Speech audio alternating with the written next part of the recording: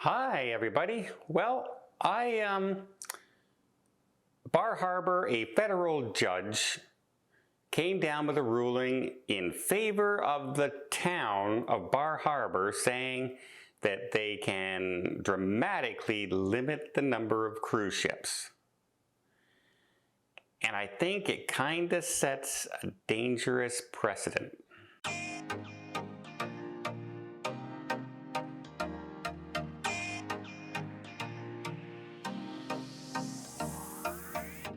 So this was tried in, the Florida Keys, where they wanted to restrict access, right? And they voted to restrict it. They passed a bill to restrict it, and then the governor stepped in and said, no, you're interfering with state commerce, you're interfering with this, you're interfering with that, you're not allowed to do it. And they stopped it. But here now in Maine, in Bar Harbor, a federal judge has come down with a ruling saying that, they can do this. And they were fighting back and forth between the business owners that rely on the cruise ships for business, especially the tourism business. They can take in 4 million cruisers a year in this small little town of 5,500 people. That sounds like an awful lot, right? Only 5,000 people live in the town and you have 4 million visitors. But remember, most of those visitors head out to the national park and places like that. They don't stay in the town. However, the town does get very crowded. It can get very, very full. But the businesses and the pier owners and everything were arguing, saying, hey, if you limit these guys, you're dramatically hurting our businesses during the short period of time that we have tourism business in our town, because it only goes from, say, May to October, and that's if we have good weather.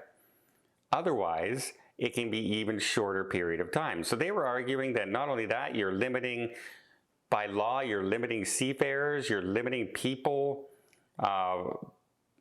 being able to access the town, etc., internationally, and all this other stuff. And the judge came out and he said, no, he says, well, first of all, Bar Harbor does not favor particular businesses over local or particular businesses local over out of state.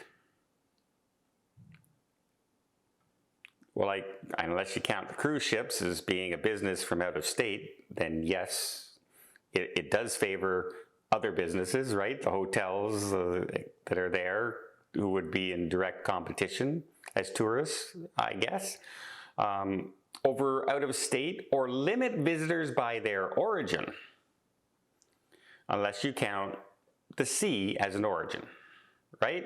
Unless you say, well, coming by water, they're coming from, the origin of where they're coming from is by the ocean, as opposed to by land. You can make an argument for that and saying, that's an origin. But he recognized that the law was in response to the impact of high volume in the town. Now remember, this law started to be tried and voted on and things like that back in 2020 during the highest peak of COVID, where everyone was afraid to go out of their houses and lock themselves into their house for months and months at a time, and basically self-imprison themselves, right? Everyone was just terrified. Didn't want to touch anybody. You're not allowed to have people over to your house for Christmas, even your family. All this stuff was going on.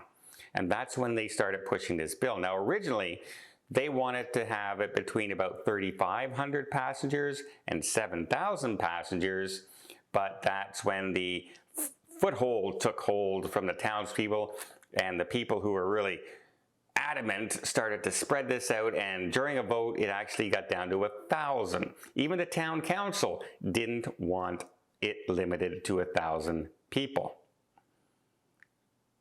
But it turned into that. They were actually arguing with their own citizens at that point.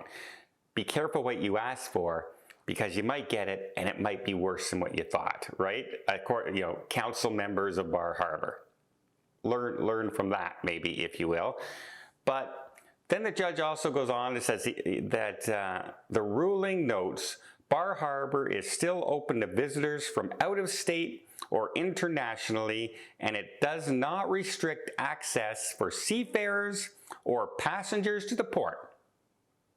He noted that if the law restricted access, it would be a violation. Well, if a cruise ship shows up with 2,500 cruise passengers and 600 crew members, and you're only allowed 1,000 passengers off the ship, are you not restricting access?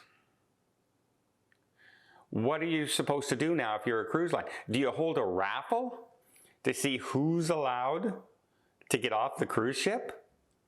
Oh, congratulations, Timmy, Jimmy, John.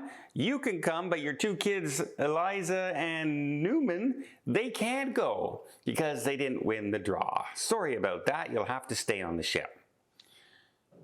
You see, it kind of becomes ridiculous in a way. And it's too bad because this is a very popular port, mainly because of the national park that's nearby. People love to go and people like to see the local communities. It's a very popular port. But it's kind of turned into a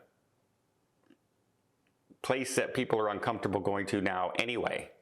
And quite frankly, if I was the main cruise line CEOs right now, I'd be just going, see you later. And I would bring 0 ships to that port. 0 ships. Now, with a limit of 1,000, there are very few cruise ships that can actually go to this port. You're talking Viking Octanus, you're talking Region 7 Seas, you're talking ships that size, and not even the newest Region 7 Seas, the smaller ones, because they hold over 1,000 passengers. So if they restrict it to that limit, they're not coming. And if I was the cruise lines, I'd be just redoing my 2024, 2025 schedule for the fall right now, looking for other ports. There's other ports in Canada even that you could head up and do, you know, oh, well, we were only going to go to this port in Newfoundland. Let's go to 2 ports in Newfoundland. Or we weren't going to go to Nova Scotia. We were just going to go to Halifax. Well, go to Halifax and head up to Sydney. Do both. They'll take the business. Other places will take the business. There's another town in Maine looking to take over some of the business. Doesn't have the convenience of the national park close by, but hey, at least they're not restricting you to go. And so, yeah, I think the cruise lines just might do that. And then you will get the odd small ship come in, but let's see how that impacts your local restaurants, your taxes that you get from the cruise passengers. You're no longer going to get port fees and taxes from 4 million passengers if they don't come. That's a lot of hit on a small town's income. And let's see what happens to the actual cruise terminal, cruise port destination if no one comes. How many jobs are going to be lost there? How many businesses are going to have to shut down because there's not enough tourism? Now, this town gets a lot of tourism normally as well by land, as locals and from other, just neighboring states like to come down and visit as well, but not the sustained traffic. It's hit and miss. It's long weekends. It's things like that, as opposed to having cruise ship pull into port every single day of the year on the way in. That steady income, steady business. But, hey, they won their case. Is this the last lawsuit? We're not sure. Will they try and take this to a higher court? Because there is some discrepancies in the judge's ruling. Like he said, this does not limit seafarers, and it does not limit, people coming by cruise, but it does. It does restrict. If you cannot get off the ship, you're restricting access. It's the very definition of restricted. But apparently the judge didn't think that is the same. It just goes to show you, folks, all kinds of arguments can be made and you can twist everything in different directions and that, but it's the one person who makes the decision that whatever their mindset is, whether they're pro-business, anti-business, like cruise ships, don't like cruise ships, strict on environmental issues, think we need less environmental issues to, keep the economy going. Whatever the whole thing is, it's that one person's decision. And let's hope this decision, the residents of Bar Harbour don't come to regret, as suddenly their taxes start to rise because there's not as much income coming into the town from those evil cruise ships. And I understand having all those people pour into your town. I understand that completely. And hey, if I live there, I may not want all these cruise ships coming neither. But if I had a business there, I'd be awful nervous right now.